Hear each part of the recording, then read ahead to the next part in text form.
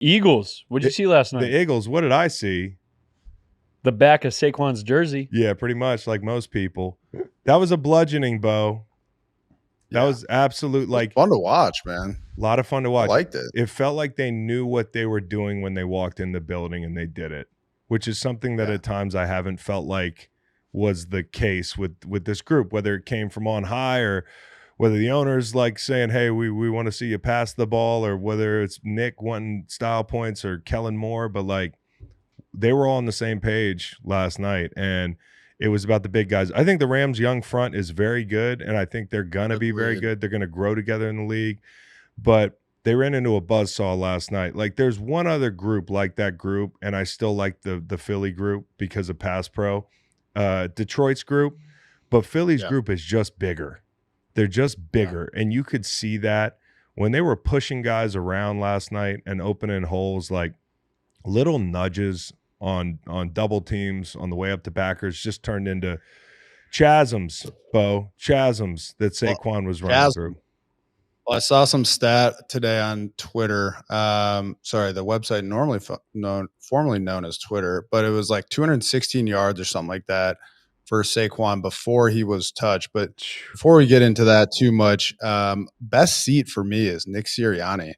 With that win, he's now 43-19, which is the second highest winning percentage among active head coaches. Undefeated since that haircut. Yeah. He's the only coach in franchise history to start his career with 4 winning seasons. Now that the Birds have won 9, we were kind of critical of Nick, after the Saints game early in the season, some of the other, emotional outbursts that he had. But like, he has the best seat right now. Like, he's crushing it. His win percentage is great. The Birds are rolling. Saquon looks like an absolute god amongst men. Like, dude, you think about some of the, like, I don't know, man. They just looked so comfortable and so good. And then, post game, Jalen Hurts smile when he's getting asked about Saquon. It's like, the smile, dude. I feel like something happened with Jalen over the past month of the season where he was like, you know what? I don't have to be out there like a CEO in every post-game interview. Like, I'm going to just fucking have fun. I'm going to loosen up. And I got this, they brought me this like war horse from New York from in the division.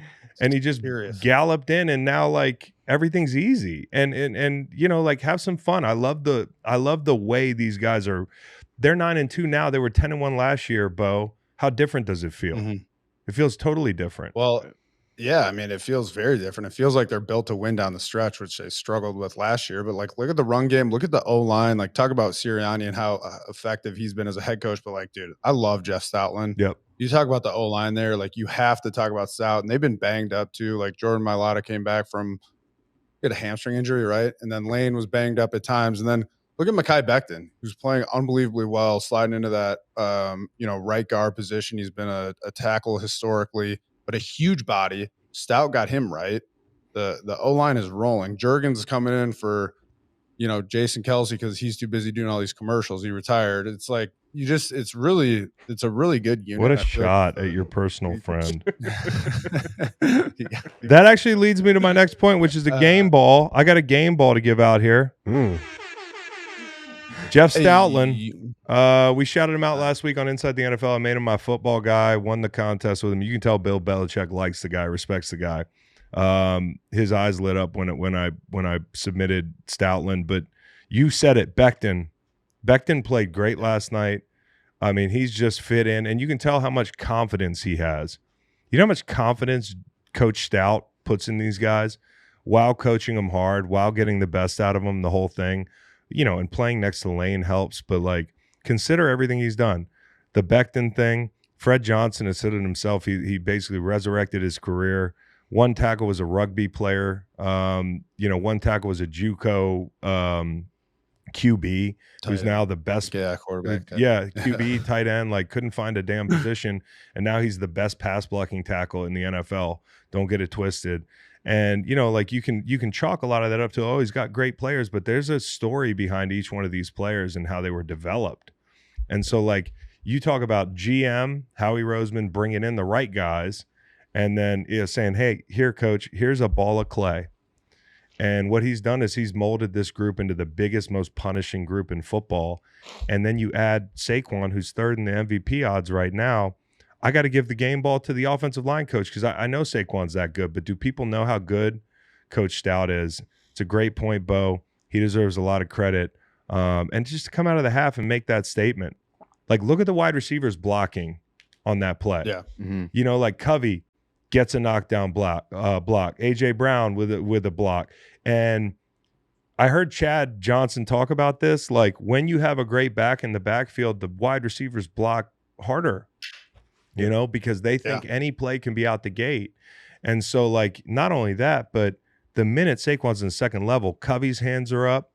AJ's hands are up. Jalen hand the ball off and starts pointing. He knows right away that was going to be a 70-yarder, man. And you don't see a ton from him. Like, he's not a shit talker, you know, like he's not necessarily the most emotional quarterback, but like you could tell, like he's hyped about that. The whole team's rolling. Then everyone on the sidelines going crazy too. Like, how do you not love that? That's why he could be an MVP, in my opinion. He's elevated this group to a level where you unlock. Here's my question, Bo, Nate. Do you remember a back this good running behind an offensive line this good ever? I don't want to be hyperbolic, but I mean in modern football. Emmitt Smith came to mind. In the 90s. Yeah. In the 90s. But since 2000, I can't remember anybody. No, because do you think Emmett's better than Saquon? I do not, but that offensive line was one of the greatest of all. Offensive line's incredible. Was the Vikings O-line that good? Behind in front of Adrian Peterson? Not Brian this McKinney. good. Not this good. Yeah, not this Same good. thing with Tom Cable's group in Seattle in front of Beast Mode. It was just a bunch of scrappy dudes. They had some good players like Russell Okung, and you know, some good center and that sort of thing. But like they weren't the talent that they have on this offensive line.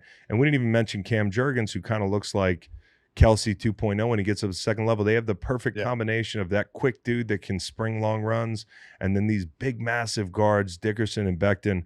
It's a thing of beauty. And then the final run that he breaks when they're in 4-minute mode backed up, that is a perfect example. And I know it means nothing and the game's over, but to me, it illustrates the danger of loading the box against these guys, Bo.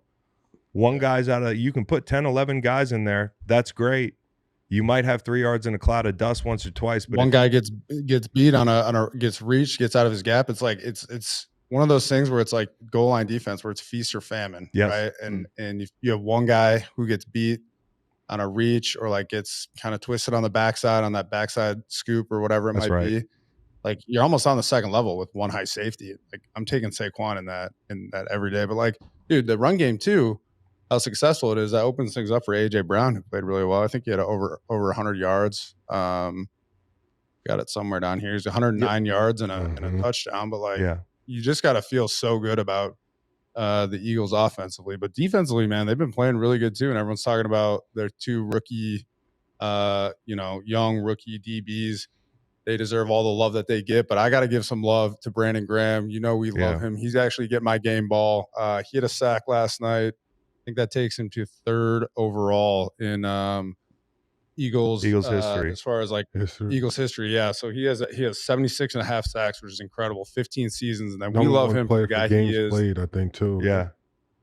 I think he has like 200 something. 6 games. Yeah. Something like that. Dude, the longevity is he's just, the fucking man. The longevity is insane.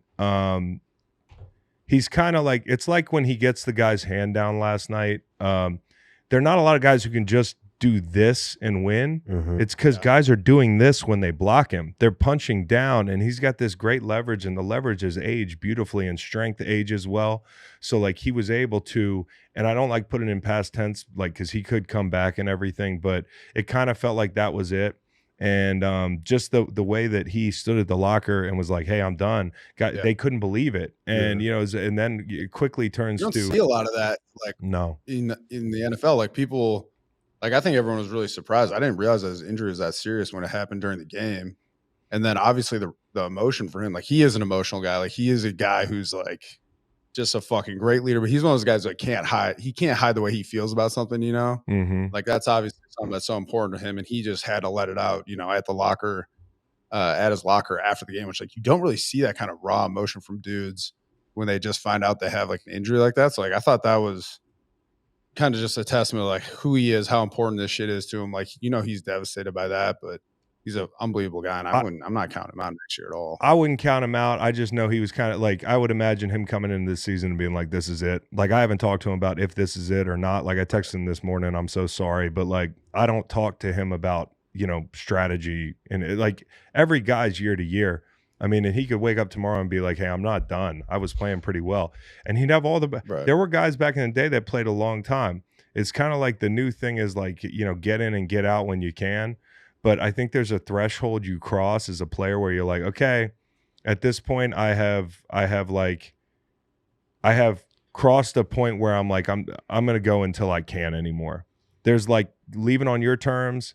And then there's like, hey, all right, I'm going to keep going and I'm not going to stop until they run me out of here. And if it's a torn tricep that does it, in my opinion, that was really badass. In my opinion, like to finish, everybody wants to finish playing well.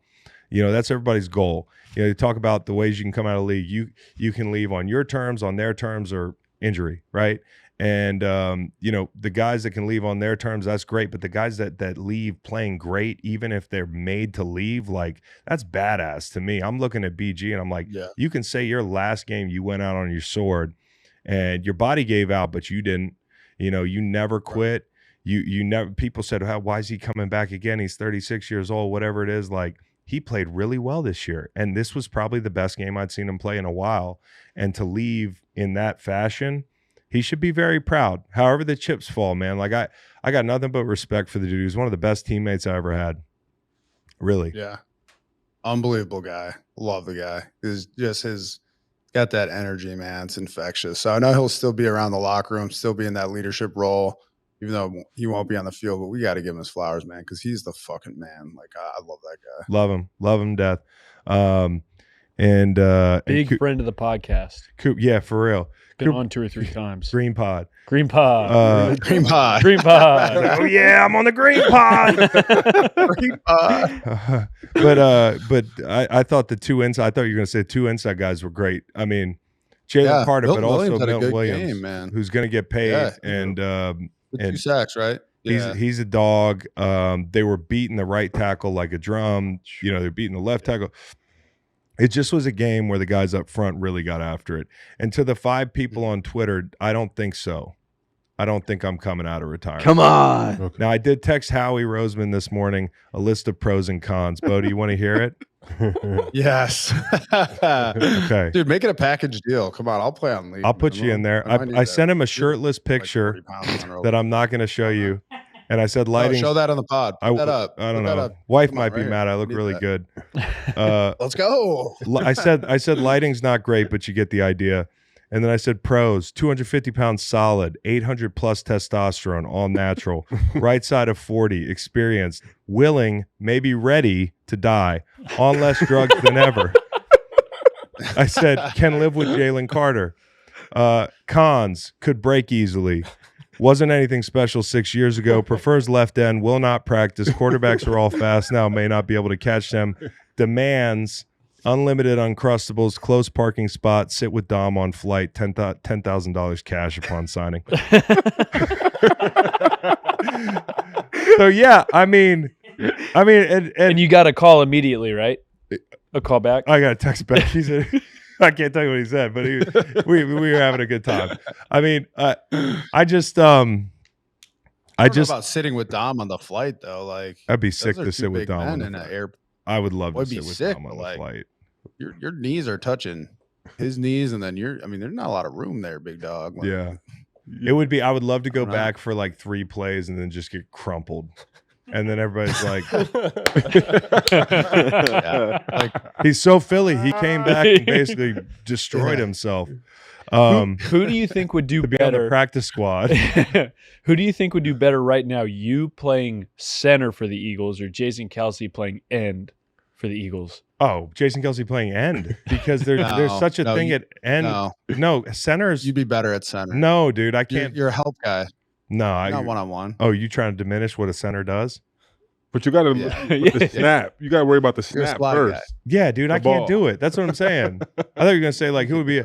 I know I could still get a bucket, but I'm just telling you For the people, please stop. I'm 39 years old. I've been out of the game 6 years. All right?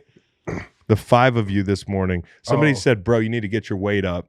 I was like, bro, you need to chill. Before we Thanksgiving, my weight will be up. My weight will be up. Week. Yeah. Before we move on from this game, Yeah. I have to give out a mention, and it's going to be the worst seat. Guys might not like this, but the worst seat is going to Jordan Mailata. Oh, yeah, that wasn't great. He was on his seat in that moment. Oh, rookie Jared Verse. I know, I like him. Man, but people thought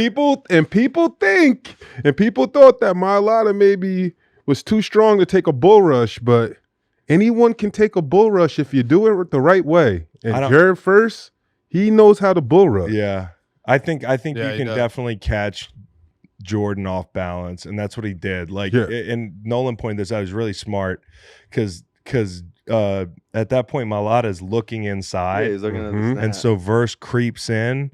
And when he looks, he's got him on him. Like Verse was in a 9, basically. I don't know if he was in a 9, but he was. And then he comes down, and it's like, oh shit.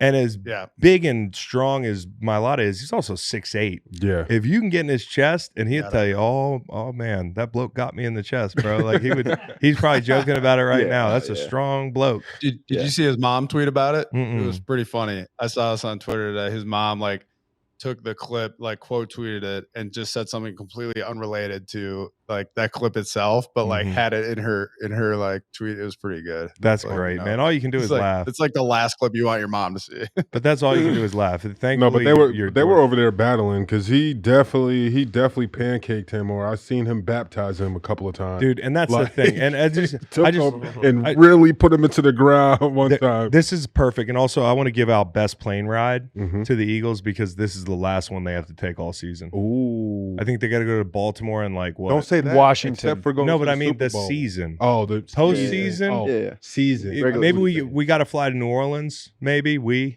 know what? So we got to fly to New Orleans, but there is a chance.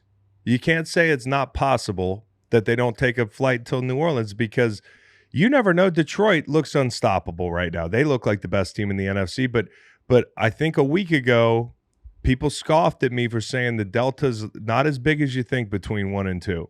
I mean, I think the Eagles, it's not one of those things where it's like they can't compete with Detroit. I think it'd be a good football game.